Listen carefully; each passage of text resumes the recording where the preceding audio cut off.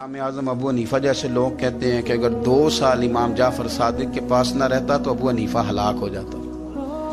इमाम जाफर सादिक तरबियत जब की तो किन की इमाम आज़म की, हजरत दाऊद ताई की, जनाब सुफियान सौरी की। और शाह फरीदुद्दीन अत्तार फरमाते हैं आखिरी उम्र में इमाम जाफर सादिक ना हुजरे में बंद हो गए थे, बाहर नहीं आते थे। बस असी किसी दे कुछ नहीं जलकते ते ना कोई साडा दर्दी हुजरे में। एक दिन हजरत सुफियान सौरी ने मिन्नत किया कि उनके बच्चों की, खुद्दाम की, हजरत से कहो मैं पुराना नौकर हूँ, मुझे थोड़ी ज़ियारत का मौका मिल जाए, मेरी तो आंखें तरस गई, करम नवाजी हो जाए। तो हजरत को जाके अर्ज की कि सुफियान सौरी मिन्नत कर रहे हैं। आपने इजाजत दे दी। हजरत सुफियान सौरी अंदर गए तो दर्द से कहा हुजूर आप तो 2 जुमले कहते थे तो दिल बदल जाते थे। कितने लोग मुंतजिर हैं आपके कलिमाते तय्यबात के लिए, ज़ियारत मुक़द्दसा के लिए, और आप यूं गोशा नशीन हो गए। तो जिगर गोश रसूल, नवास रसूल इमाम जाफर सादिक आंखों में आंसू आ गए। कहने लगे सुफियान तुम्हें क्या बताऊं, लोगों के लफ्जों में बड़ा प्यार है पर दिलों में वफा कोई नहीं। ओ बेकदरा कुछ कदर नहीं कीती खूब तसल्ली हूँ, ये दुनियादार पुजारी जरदे कुत्तियां दे गल टल्ली, कदर नहीं की लोगों ने। अब मैं अपना आखिरी वक्त अपने रब रसूल के साथ गुजारना चाहता हूँ। लोगों के लफ्जों में बड़ी वफा है पर दिलों में इनके वफा।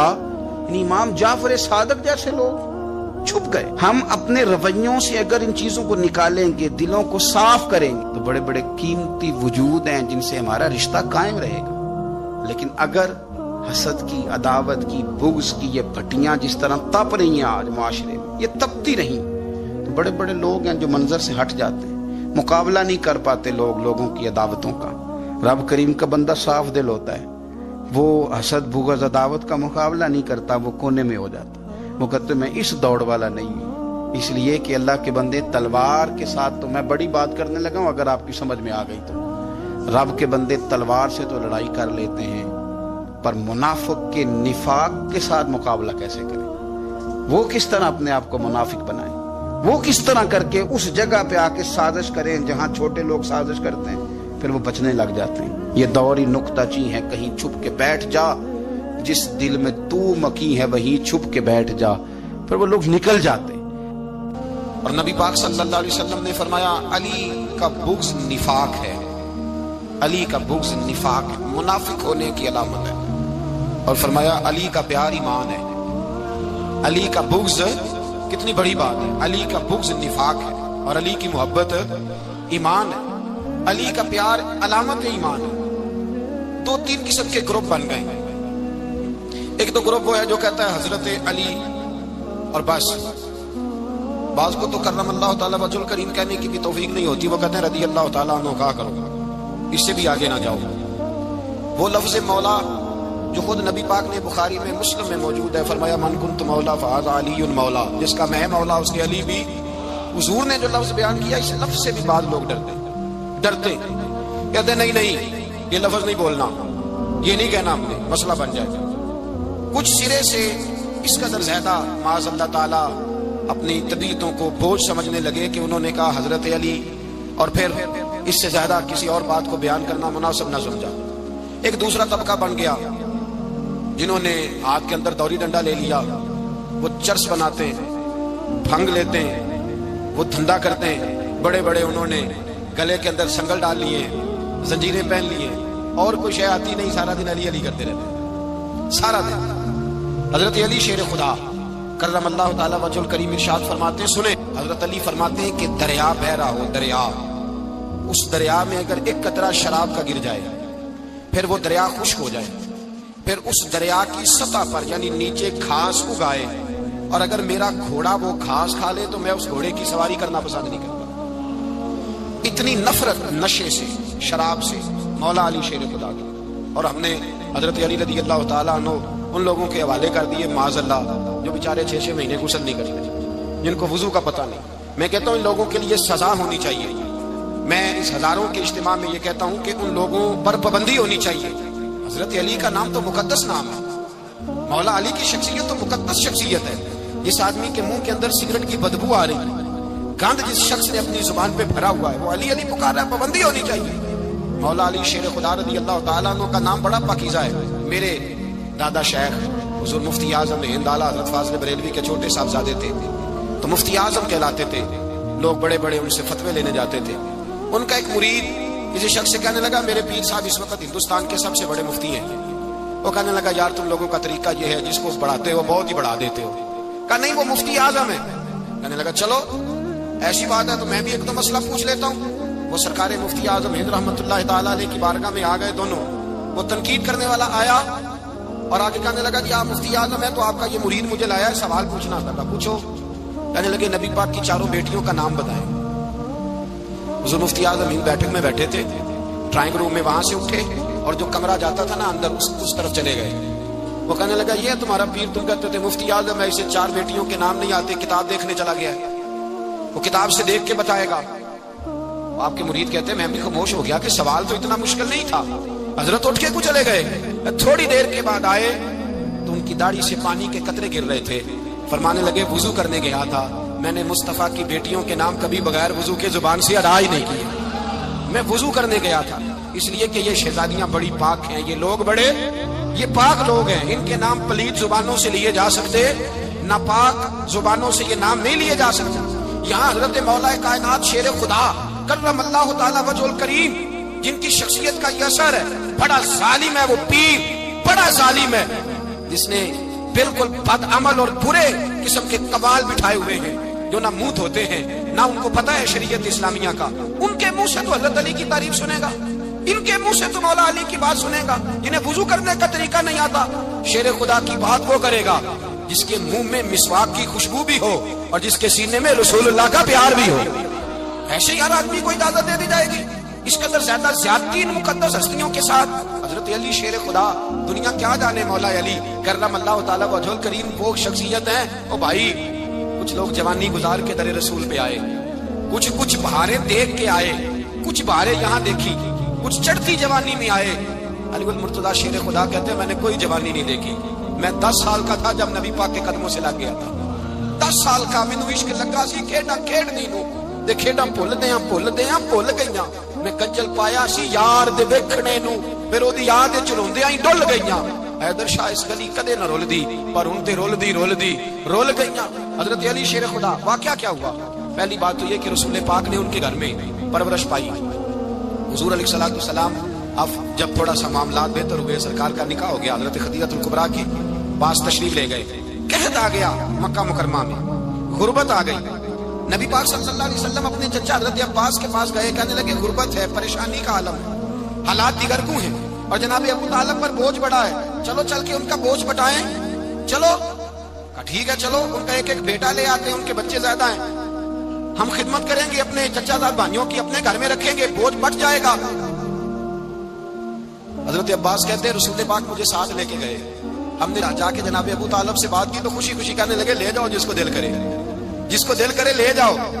حضرت عباس کہتے ہیں میں نے حضور سے کہا جس کا آپ کو دل کرے آپ لے جائیں دوسرا میں لے جاتا ہوں. تو حضور نے فرمایا آپ کا کیا خیال ہے میں کس کو لے کے جاؤں گا؟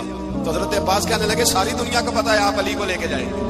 یہ زمانہ جانتا ہے بچپن کا پیار ہے کن فیکون تے گل دی گل نہیں. اچھا پہلا پریت رلائی فرمایا مجھے ہمیں پتا ہے آپ کس کو لے کے جائیں گے. حضور سید عالم صلی اللہ علیہ وسلم روایت میں لفظ بڑے پیارے ہیں اللہ کرے آپ کو لطف آئے اس بات کا. لفظ بڑے پیارے ہیں. حضرت علی کہتے ہیں میرا قد چھوٹا تھا اور میں بچہ تھا ابھی 7-8 سال عمر تھی.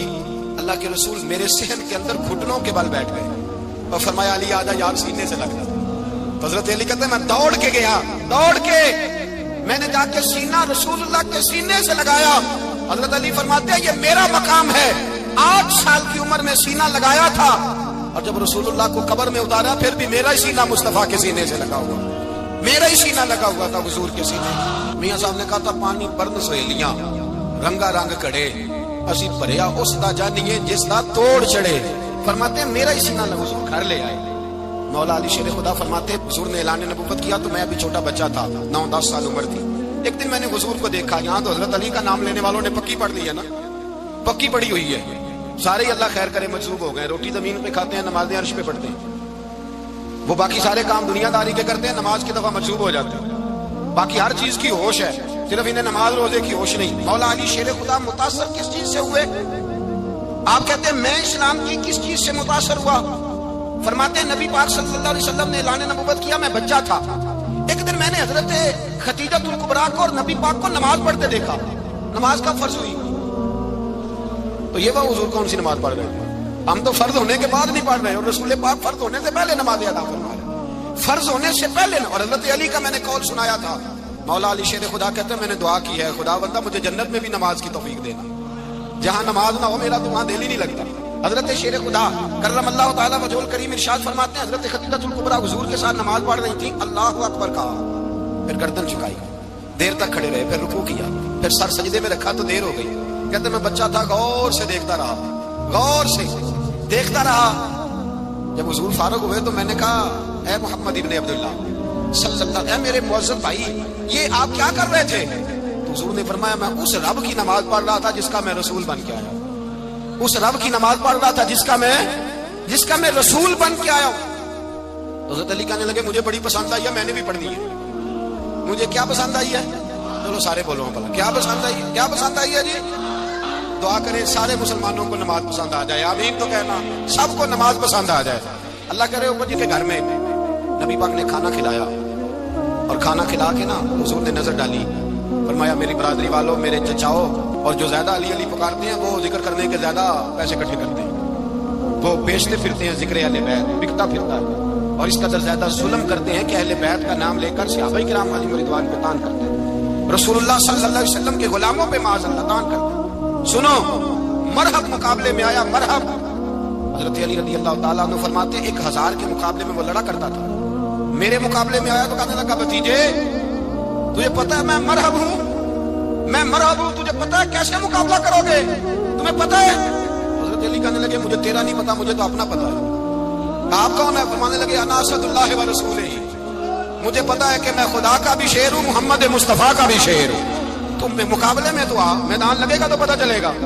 جب میدان لگا تو حضرت علی نے ایک ضرب لگائی، تلوار لگایا میری آنکھوں پہ، مجھے پہلے سے بھی زیادہ بہتر نظر آنا شروع ہو گیا۔ حضرت علی شیر خدا، ایک ہاتھ میں تلوار، ایک ہاتھ، فرماتے ہیں میں نے کہا میں یہی سوچ رہا تھا، یہ جب عرض کیا نا تو فرماتے ہیں شیر خدا کا رنگ ہی بدل گیا، پہلے مسکرا رہے تھے پھر انداز بدل گیا، انہوں نے اپنے منہ سے وہ جو خروٹ لگا تھا جھاڑا، ہاتھ منہ جھاڑے، امامہ سیدھا کیا، اور فرماتے ہیں شیر خدا بن کے بیٹھ گئے، کہنے لگے بیٹے اخروٹ کو چھوڑ، کوئی خیبر آ تو لا، میں ابھی بھی توڑنے کو تیار ہوں، خیبر کوئی ہے تو لا، میں ابھی بھی توڑنے کو، دیواریں ہلتی رہتی ہیں اور در کانپ جاتا ہے، علی کا نام سن کے اب بھی خیبر کانپ جاتا ہے، میں تو اس کو چھوڑ اخروٹ کو تو لا۔ کہتے ہیں میں نے کیفیت دیکھی تو حضرت علی کا تو رنگ ہی بدل گیا، میں نے کہا واقعہ یہ توڑ ڈالیں گے، یہ خیبر آج بھی یہ توڑ ڈالیں گے، کیفیت ہی بدل گئی۔ فرماتے ہیں شیر خدا مسکرائے، کہنے لگے بیٹا ڈرنا، مسئلہ سمجھ، کہا حضور کیا ہے؟ آپ فرمانے لگے تم دونوں کہتے تھے ہم بھی بھائی بھائی بن گئے، بتاؤ تم میں سے کوئی ایک دوسرے پہ جان قربان کرے گا جان؟ فرشتے خاموش ہو گئے تو رب نے فرمایا اب نیچے ذرا جلوے تو دیکھو، پہنچا نا تو میرے اندر طاقت ہی ختم ہو گئی بولنے کی۔ سلام لے کے تو حضور کے پاس بیٹھ گیا، حضور نے فرمایا علی کیسے آئے ہو؟ میں خاموش، پھر پوچھا کیسے آئے ہو؟ میں خاموش، پھر پوچھا کیسے آئے ہو؟ میں خاموش۔ کہتے ہیں دلوں کا حال جاننے والے رسول نے فرمایا علی فاطمہ کے لیے آئے ہو؟ فاطمہ کے لیے آئے ہو؟ حضرت علی کہتے ہیں میرا جواب بڑا نرالا ہے، میں نے کہا حضور وہ تینوں میرے پاس باغ میں گئے تھے، وہ تینوں گئے تھے، مجھے انہوں نے بھیجا ہے۔ کہتے ہیں رسول پاک مسکرا دیے، فرمایا علی انہوں نے نہیں تجھے بھیجا، رب کریم نے فاطمہ کا تیرے ساتھ نکاح کر دیا ہے، تیرے لیے فیصلہ ہو گیا ہے، فاطمہ کا تیرے حق میں فیصلہ ہو گیا۔ حضرت علی سیدہ فاطمہ کو بیاہ کے لے گئے تو حضرت زید بن حارثہ کے مکان میں، کوئی مکان نہیں، وہ بھائی تو دولت دیکھ کے بیٹی کی شادی کرتا ہے، سرمایہ دیکھ کے پھر دعا کراتا ہے، دعا کرے اللہ میرے داماد کو ہدایت دے دے۔ میرے رسول نے بیٹی کی تو جناب عثمان غنی رضی اللہ تعالیٰ عنہ عرض کرنے لگے حضور اگر مجھے ملا تو میں حیا کی چھاؤں کر دوں گا، ہر جوان ہر بچی کے لیے حیا کے فیصلے کروں گا اللہ تعالیٰ کی دی ہوئی طاقت سے۔ حضور نے فرمایا بات تیری بڑی خوب ہے پر تم مراد تک نہیں پہنچا۔ میرے رسول نے مولا علی کو بلایا، پاس بٹھایا، فرمایا علی اگر یہ جبہ تجھے دوں تو کیا کرے گا؟ حضرت علی نے آنکھ کھول کے حضور کا چہرہ دیکھا، عرض کرنے لگے محبوبہ اگر مجھے مل گیا تو میں اللہ کی مخلوق کی پردہ پوشی کروں گا، میں رب کی مخلوق کی میں پردے ڈالوں گا مخلوق کے آگوں پر، میں چھپاؤں گا اس جبے کی برکت سے۔ حضور کی آنکھوں میں آنسو آئے اور میں تو رب کے راز تک پہنچا ہے، جبہ تیرا ہی بنتا ہے، تو پہنچا ہے اللہ کے راز تک۔ میرے حبیب کریم سید عالم صلی اللہ علیہ وسلم کی خدمت میں کچھ لوگ آئے کہ حضور علی نے سختی کی ہم پر، شیر خدا نے میرے کو ٹک سکتا ہے؟ حضرت علی شیر خدا مشیر رہے جناب صدیق اکبر کے، وفادار رہے حضرت فاروق اعظم کے، اور پھر حضرت علی رضی اللہ تعالیٰ عنہ محافظ رہے حضرت عثمان غنی کے، وہ رسول اللہ صلی اللہ علیہ وسلم. اور سنو ایک عجیب بات لکھی ہے بزرگوں نے, کہتے ہیں بدر یا احد میں ایک جنگ میں ایسا بھی ہوا کہ کپڑا نہیں ملتا تھا جھنڈا بنانے کے لیے, تو حضرت عائشہ کی پرانی چادر تھی, اس کا جھنڈا بنایا گیا. مزہ تب آتا ہے جب دشمن تگڑا ہو, لطف ہی تب آتا ہے جب تمہارا مقابلہ سخت آدمی کے ساتھ.